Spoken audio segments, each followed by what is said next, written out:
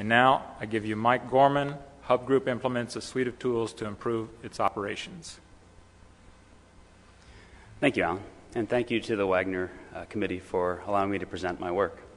I'm Mike Gorman, University of Dayton, and presenting on behalf of some work that I did for Hub Group. Today's presentation, I'll give you some background on Hub Group, the industry, intermodal, and the situation that Hub faced. Talk a little bit about strategic modeling that we conducted, focusing, though, on the real-time decision support system that was implemented for Hub Group. Of the 5-component system, I'm going to focus mostly on the capacity valuation modeling and the fleet inventory target setting, which are integral to providing decision support, and also created some novel algorithms and new insights into the approaches taken at Hub and can be applied elsewhere. I'll finish with financial benefits, the rewards, the Hub's efforts, and some lessons learned and best practices, time allowing. First, some background on intermodal.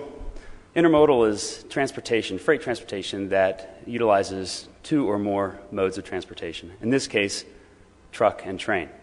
An intermodal move begins with a drayage operator, a trucker, dropping off an empty container at a shipper who loads it. The drayage trucker picks it up and drops it off at the rail ramp, where it moves for long haul over the rail network. It's picked up at destination rail ramp by another dray operator and delivered to the receiver, who unloads the container and then subsequently makes that empty container available for subsequent use. Hub is an intermodal marketing company, IMC, that's been around for 37 years. It handles over 500,000 loads per year and earns $2 billion a year in revenue. It's a preferred carrier of all the major U.S. railroads, and it has 30 rail ramps around the U.S. Hub was facing a changing economic environment in the late 90s. The railroads, who previously had provided container capacity to the IMCs, the marketing companies, who acted as brokers, were pulling back on their supply of containers, forcing the IMCs to provide their own fleets for service. This forced Hub to change its perspective on its business. It had to decide how to best deploy the combination of its own fleet and the rail-owned container fleets in order to maximize its network's profitability. Previously, decision rules at Hub took very simplistic forms. For example, a customer service representative would accept any load whose profit was greater than 0 because the fleet provided by the railroads was essentially a free good to the IMC. In load routing, that's choosing which railroad's container to use and which railroad to use for a shipment, the dispatcher would choose the lowest one-way cost in order to maximize profitability. However, with a limited rail-owned fleet and now Hub's owned and maintained fleet, there became a capacity constraint that Hub faced that forced a rethinking of its approach. The change in philosophy meant that Hub had to take a network view rather than a one-way view. Not all profitable moves are good moves. Hub was faced with repositioning costs to balance its fleet around the network. Also, opportunity costs of accepting a load that obviated the ability for Hub to be able to handle a subsequent load at the same origin. Simply, the lowest one-way cost does not lead to the lowest network cost, and so Hub had to change its approach to decision-making. Hub's first attempt was the strategic model, the fleet allocation model. The fleet allocation model looked at a quarter's worth of Hub's business and looked at the best way to allocate that business to its own fleet and the rail-owned fleets. It was a cost minimization model that's subject to the constraint that all orders had to be met, and of course subject to the constraints on availability of Hub's own fleet. This strategic model led Hub to believe there's a real opportunity for changing the way it allocates its fleet. A $20 million or 10% savings on its operating costs from improved routing decisions led Hub to the decision that this was something that merited some attention.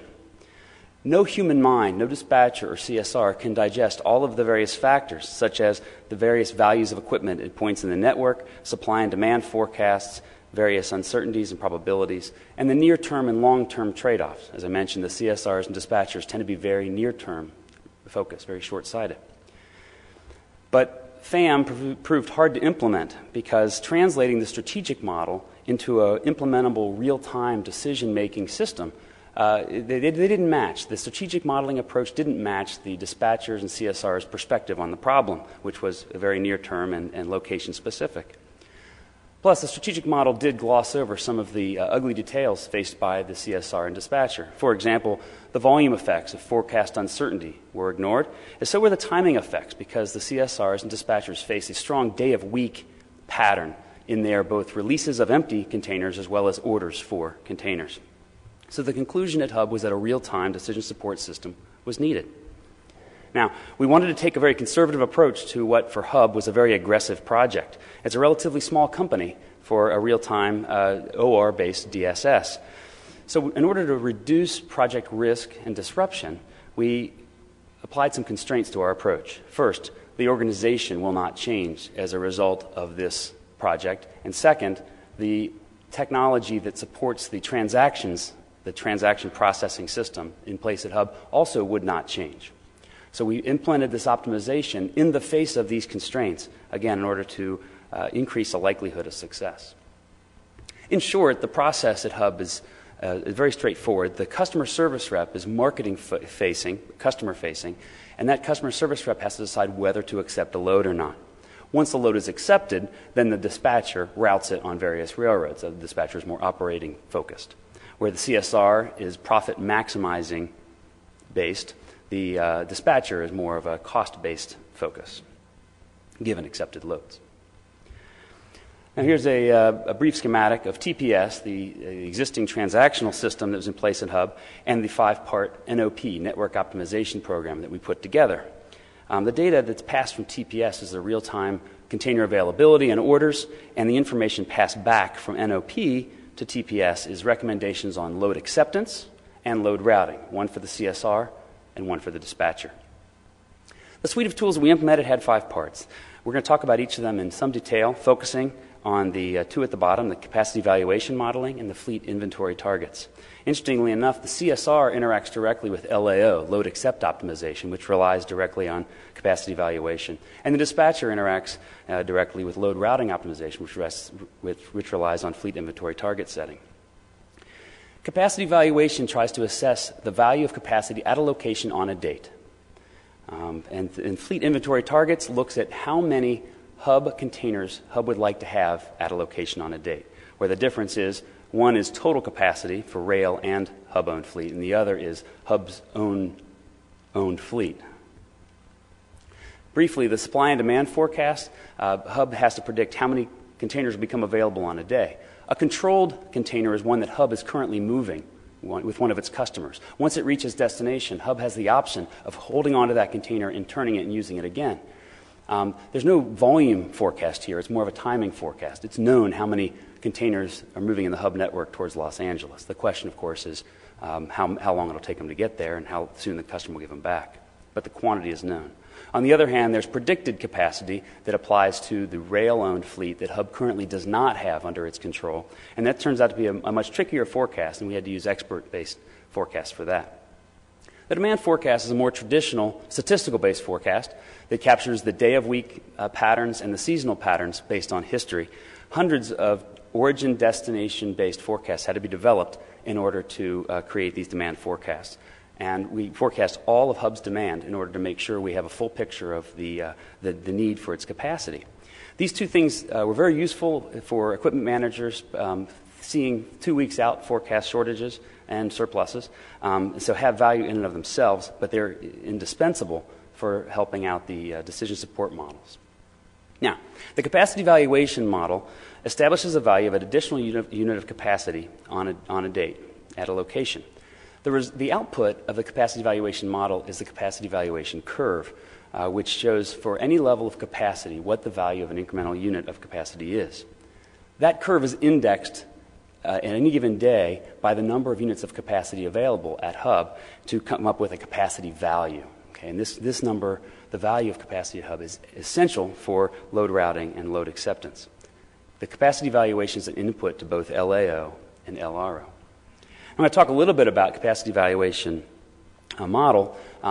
It's a unique algorithm for freight transportation. It's a little different than airline yield management for a number of reasons. Container capacity at any location is fungible between destinations, and the price offers don't necessarily follow any pattern. A good customer can call early or late, the day of or days before the load is shipped. And finally, capacity can be inventoried. It's persistent between days, unlike a flight in an airline. There's two steps to the model. First is estimating the marginal expected valuation, and second is ranking opportunities. Okay? I'll describe each of these two steps. First, to calculate the marginal expected profitability, we look at any location, any origin, for all destinations that origin ships to.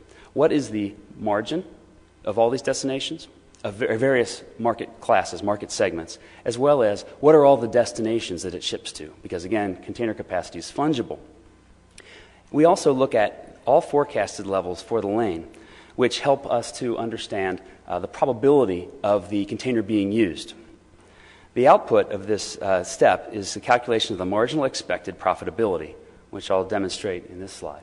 Here's an example of a forecast who historically has a -6 to +7 error range based on historical error bands, and a probability, again, based on the historical experience of the forecast of each of these levels. When that error distribution is applied to a forecast level of 20, the result is a forecast distribution between 14 and 27.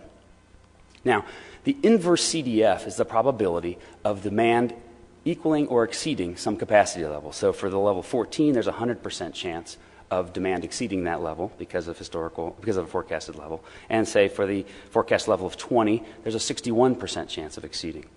That inverse CDF is applied to a margin, in this case for a single market segment, a margin expectation of $400 to get the expected profit value of each capacity level. Now, this is an example within one destination with one market segment. The problem for Hub is considerably harder because there was a perceived need to reflect multiple market segments within a destination and, of course, multiple destinations from an origin.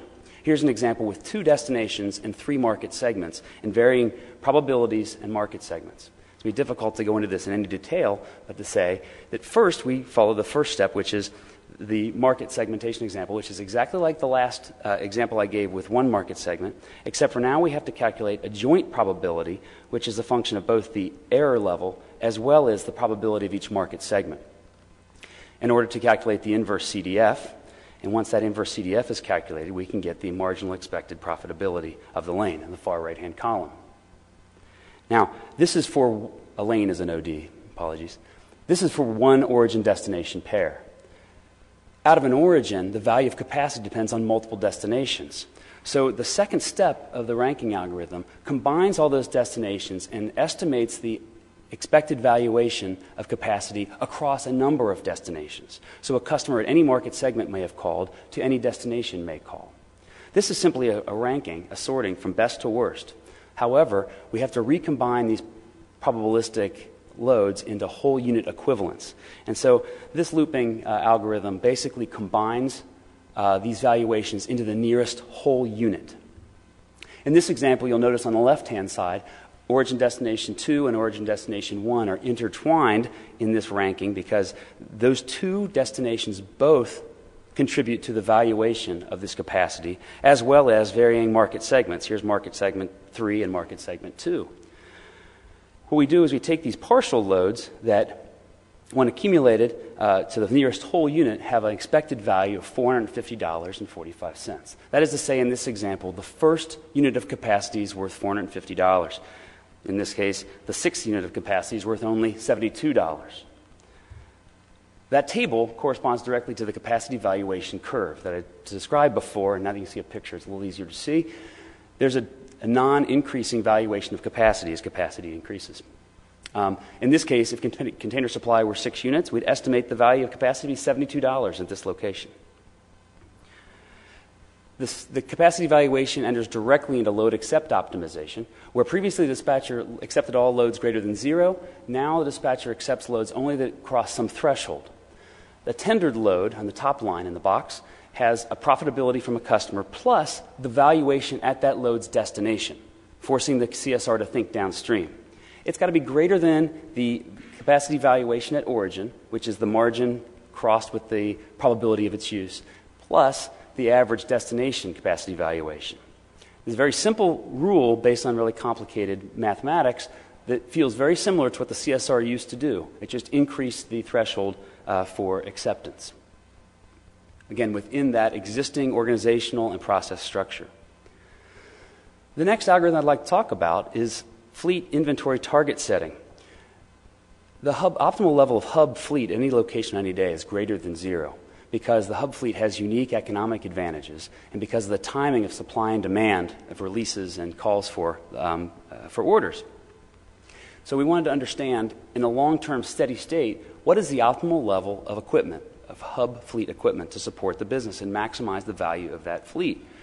Quite apart from the near-term view of given a fleet, how should I allocate it, more in the long-term steady state, where would I like to be?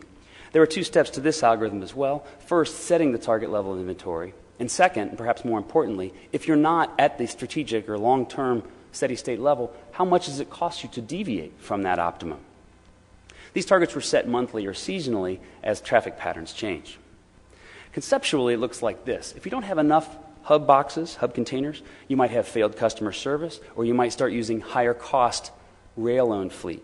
If you have too many hub containers, you might have higher inventory costs. You might have to assign the hub fleet to lower profitability loads or less advantageous loads, or even reposition the hub fleet out of this origin to another location at very high cost. So we had the perception that the cost of deviation from optimum was something that was convex.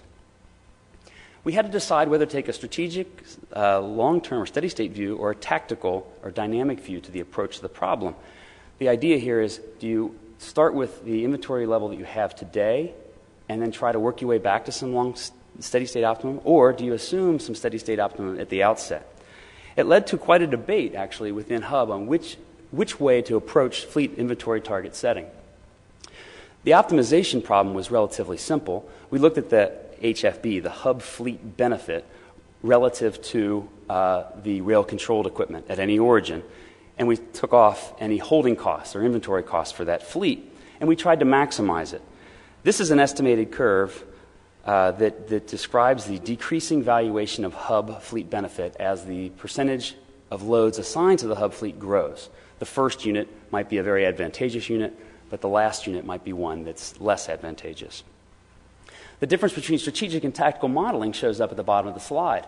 In the strategic model, you set inventory for day 1 equal to inventory day 7 plus fleet releases minus fleet loads. It's an obvious dynamic. But in the tactical model, you might start with some starting value, I0, whatever you have today, and then try to recover by the end of the week. Okay, so the question is, the starting inventory, is it based on tactical or steady state? As it turns out, one more step. That estimates the target, the strategic or tactical target inventory level. The second step then was to run a Monte Carlo simulation for all levels of inventory to see what it costs to deviate from that target. So for every day of the week and for a large number of inventory levels, set the inventory level, solve the model given that inventory, and then figure out what the change in the objective function is given that inventory level. We believe that by adding this constraint, this additional constraint on what your starting inventory level was, that was different than the strategic or steady state target, that the objective could only go down. As it turns out, sometimes you have an inventory level that is advantageous. For whatever reason, you've got more hub boxes than you thought you needed, and it's good for you. On the other hand, you might have less hub boxes than you thought you needed, and that's good for you. Here's an example where in the steady state, we see that the decision variable, fleet loads, in the third column over, indicates a $8,500 profitability. That's an incremental profitability of the hub fleet over the rail-owned fleet. By constraining Saturday night to 30 on the right-hand side of the slide, we actually come up with more profitability. And that was confusing to us. We had to decide then which do we use as a basis for setting fleet inventory targets, the strategic or dynamic. Here's a pictorial of it where the strategic optimum was somewhere around 21 units on Monday night. The tactical optimum would imply that you'd be better off if you had as many as 42 hub containers on Monday night. And this disparity created some confusion of exactly which of these two we should implement. Well, this is a subject of ongoing research. There seems to be a fundamental disconnect between the strategic assumptions and the tactical assumptions, and then therefore what the appropriate level of inventory would be on any given day of the week. We didn't solve that for our implementation because this is an applied project. We used a simple heuristic based on the FAM, which by now you may have forgotten. That's the strategic model that we implemented originally in 2002. He said, well, the strategic model would indicate the breakdown of loads between hub fleet and rail-controlled fleet. Let's use that as an indicator. So roughly, the fleet load should be a constant percentage of loads on any given day of the week. So the mathematics at the bottom says, whenever possible, try to assign a constant percentage of outgoing loads to the hub fleet. And then if inventory goes below zero, of course, we have to adjust that. That's what the minimum function's for.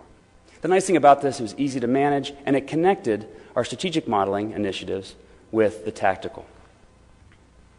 You can see, though, on the far right here, this slide, we implemented the FAM heuristic. It ends up with lower profitability than the strategic or tactical models because they're optimization-based, and the heuristic won't do as well as would be expected. We actually, in this case, we have a higher expected valuation of hub fleet, but a much higher inventory level, which on net makes you a little worse off. We were encouraged, though, with this simple approach, although the strategic and tactical models disagree on the optimal inventory level, the FAM-based heuristic seemed to at least be consistent with those models. And since neither one of those was necessarily right and FAM was easier to implement, we decided to go with FAM. Finally, I want to talk about load routing optimization. This is where the rubber meets the road, so to speak. It ties together all 5 pieces of our optimization modeling, where the dispatcher at one time only looked at the cost, the one-way cost of optimization, and minimized that for every load. Now the dispatcher makes decisions based not only on cost, but also on target inventory levels for the hub fleet, both at origin and at destination. So the impact on both ends of the move, as well as capacity valuation at destination. That's for all capacity sources, rail-controlled and otherwise. And finally, we also include inventory and service costs. So if you're holding a hub container for a number of days, or you're telling a customer whose orders on Monday that will serve them on Tuesday, there's a cost there. Although this is a simple transportation problem, once implemented, it ties together inputs from all of the other decision-making modules in making decisions. The results of LRO are passed back to the dispatchers in a ranked list, just like they were before LRO was implemented, and the dispatchers can choose the top rank or the second or third or fourth, again, not changing their decision-making process. The system went live in 2007, and it was fully operational late 2007. In 2008, Hub measured its year-over-year savings and estimated $22 per load saved. That's an $11 million savings in 2008, and the total investment for Hub was $500,000. That's a 22 times investment return. It's harder to measure the impact of load accept optimization because what you didn't accept and you're kind of rewriting the unwritten history. But Hub did experience a 3-point drop in the percentage of low-valued loads that were accepted. And there was a concern that by rejecting too many loads, then suddenly fleet turns would fall, that somehow that we'd be rejecting loads until we weren't getting a return on our assets. As it turns out, Hub realized a 5% improvement in Hub container velocity. And to some degree, though, that goes back to load routing optimization and the intelligent assigning of Hub containers to destinations where they'll turn quickly. Almost finished. What we did well, we delivered early wins that paid for later investments. We mapped the business process, which forced us to come up with a decision support system that didn't cause disruption or change the organization. And we stayed small for minimal disruption. Now, that said, we could have started with simpler costing and added cost components later because some of this caused confusion for the CSRs and dispatchers.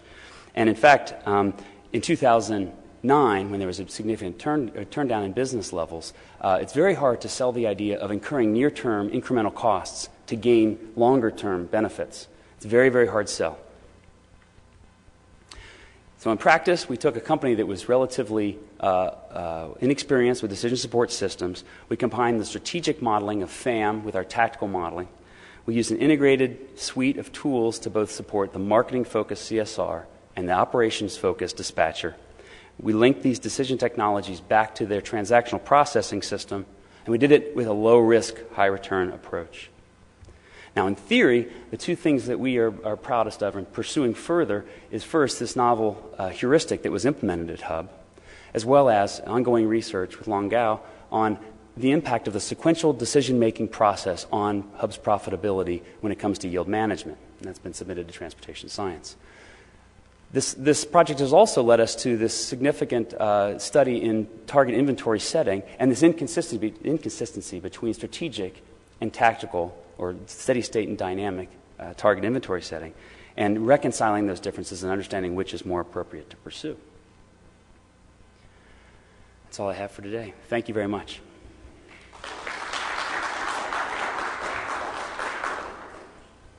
Absolutely. The question is, the CSR can reject loads. Is that decision based on price? It's absolutely the case. The CSR, the threshold, the capacity valuation the CSR looks at is a function of two things: the expected profitability of the load and the probability that the nth unit of capacity will be used. Those two things combined create the capacity valuation. So price is represented through margin, expected margin, price less cost. Right? If the CSR rejects the load and conditions change, is there a chance to renege or say, let me have that load? Absolutely. The model assumes a one-shot immediate response because that was, again, the constraint. They got a call on the line. They want an immediate answer. In truth, we can have the customer wait for a half an hour or an hour for an answer or even call them back later in the day, but there's a significant chance you'll lose that load. This is an expected value-based model, 550,000 loads a year. Sometimes you're going to reject loads you should have accepted. Sometimes you're going to accept loads you should have rejected. But on average, you're better off knowing what the true valuation of the load is. Absolutely. I'm going to answer those questions in reverse order. The second question that I'm going to answer first is, does the use of a rail-owned container imply then the use of that railroad for the load? And the answer is absolutely yes. You can use a combination of railroads. If it's a west-owned railroad, you might go west-east, but you have to use that railroad. Interestingly enough, even for the Hub fleet, because it was partially financed by some railroads, that also implies some routing constraints. So the choice of equipment, whether it's rail-owned or Hub-owned, or even one of the different Hub fleets, does imply a routing, and that's where the costing differential comes in. Now, the other question had to do with ownership costs. We had a long debate about this because there's a number of contractual agreements between Hub and the railroads that imply there's all kinds of thresholds and minimums and things, the contractual long-term agreements, and which price to use is a debate. Going to ownership costs, we did not include ownership costs except for idle inventory costs, okay, because that's an opportunity cost of lost loads. But in the short run, where the dispatchers and CSRs live their lives, the fleet cost is a given. Now, that said, which price you use for which railroad, it was a very big challenge. And what we did is we built incentives so that Hub would make its thresholds and therefore would know what the true cost of the assignment would be. And if it looked as if Hub wasn't going to make its threshold, say in 2009 when business had fallen off, we had to flip a switch literally to now the cost structure just changed for the fleet. Flipping that switch immediately changes the routing and disposition of the Hub fleet dramatically. And that's something that was very hard to do from a managerial perspective and quite frankly impossible for the CSRs and dispatchers who live their lives in the trenches. Yes, the two parts. The question is the model didn't show the cost of drayage. In effect, the model did include the cost of drayage in this component, this one-way cost of shipment, the CIJK, but that's only the loaded drayage. The externality, the invisible cost, is the empty drayage cost, and that depends on if you had a customer in Columbus and you're shipping it to Dayton, or San Diego and you bring it to Los Angeles empty. There's a cost there.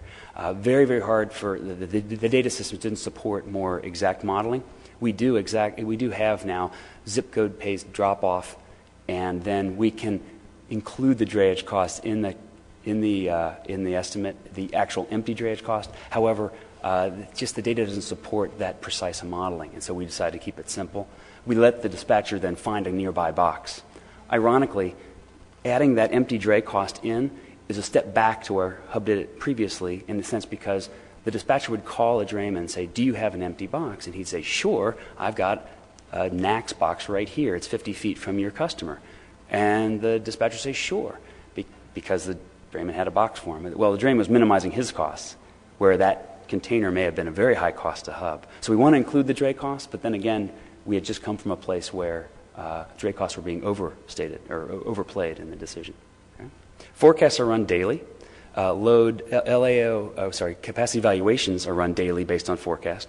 LAO is run continuously. It's that curve is constant throughout the day, and as supply and demand conditions change, we move up and down the curve. So every time a dispatcher goes to an origin, decides to accept a load, he's indexing into that curve. So that's real time. Although the model's not run, the output of the model is used real time. Fleet inventory targets are monthly or seasonally. It depends on when patterns change dramatically, like in the fall for pre-Christmas. And load routing optimization runs every 10 minutes. It provides an output that then is used real time by dispatchers. And and so it's run every 10 minutes. So if a dispatcher does not follow the recommendation of the LRO, subsequent runs of LRO then include that decision to not follow the recommendation. It also includes new supply and new order data. And so every 10 minutes, it's frequently enough that that it's not far behind the current conditions, but not so frequently that it never stops running. We started at 20 minutes and we moved up to every 10 minutes based on the speed of the model running. As far as future enhancements go, we already talked about including drayage. We talked about capacity valuations by fleet type, all kinds of variations on the theme.